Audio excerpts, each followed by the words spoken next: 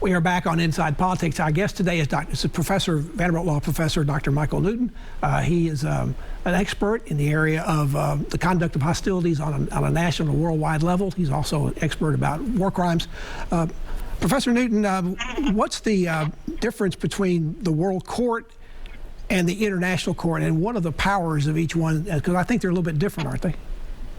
Well, I'm glad you asked. I mean, this is one of the most common misconceptions in the sort of the population at large.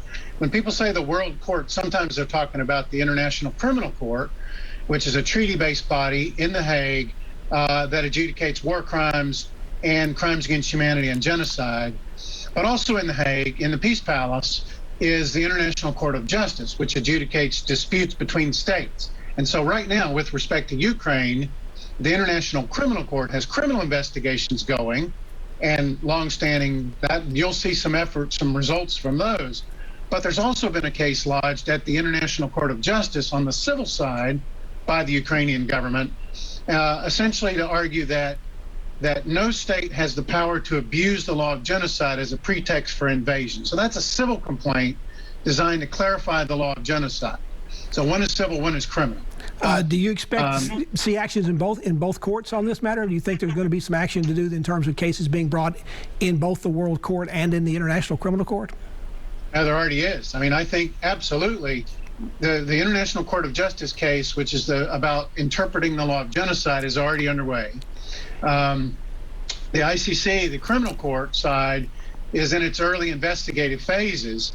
But I want to make clear that the International Criminal Court is really just the apex of a very deep, if you imagine a pyramid, that's the apex of the pyramid.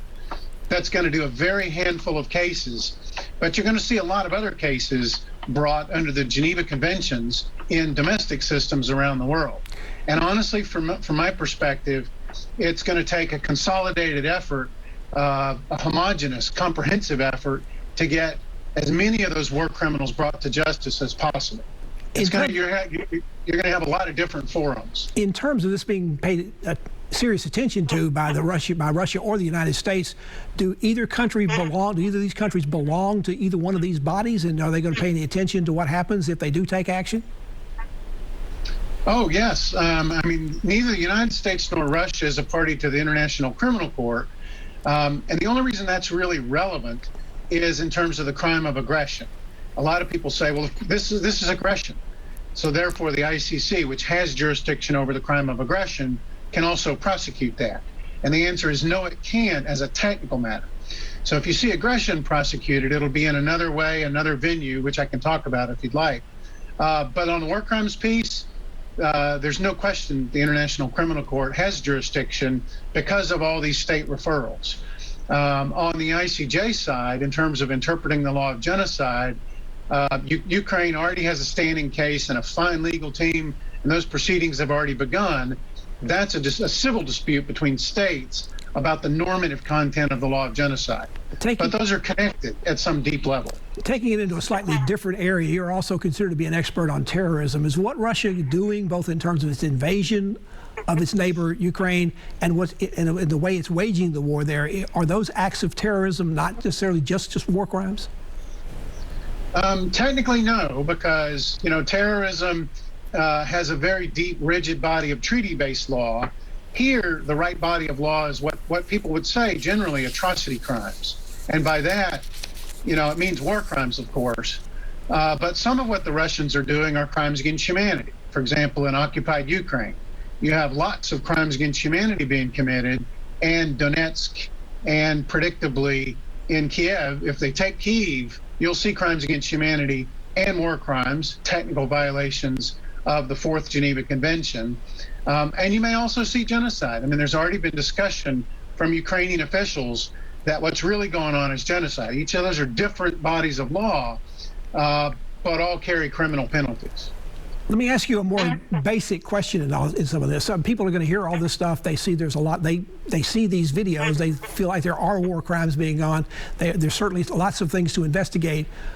But aren't they somewhat skeptical that anything's really going to come of this? I mean, Vladimir Putin's a very powerful man, and I suspect these Russian generals don't think they're going to have any consequences out of this. Is this a serious situation, or is this just niceties to sort of go after people that appear to do bad things? No, I'm glad you asked. I mean, two answers really. If you'll be patient, let me explain this, because it's a great question. Remember that the core of the law of war is designed for the soldiers, for the Marines on the ground in Fallujah, for your armor column outside Kyiv. It's designed to be implemented on the battlefield. That's really the essence. So, those people that violate it, it's the moral professional code for how they do business. But since World War II, we've developed this entire field of criminal prosecutions, and the list is very long of people who never thought they would face justice, beginning with Hermann Goering, right, at the International Military Tribunal, Jean Kambanda, the Prime Minister Milosevic, Radovan Karadzic, Ali Hassan Omajid, and that's the point. I interviewed a woman one time in the Milosevic case, and she said the same thing. She said, "Well, what's the point? Nobody will ever face justice. You'll never prosecute Milosevic." And I said to her, I said, "Ma'am, there are no statute of limitations, and as soon as we can get jurisdiction, we will prosecute him." And we did. So, right now he's above the law, but that is not a permanent situation. My wife likes to say, change is the theme of the cosmos. Vladimir Putin is not omnipotent, neither are his generals, neither are his commanders in the field, and they will face accountability one way or the other sooner or later, I believe. Professor Michael Newton of Vanderbilt University, law professor there, is our guest on Inside Politics. He's an expert about war crimes and about how countries should be conducting themselves in terms of waging war. Back to continue our conversation after this break.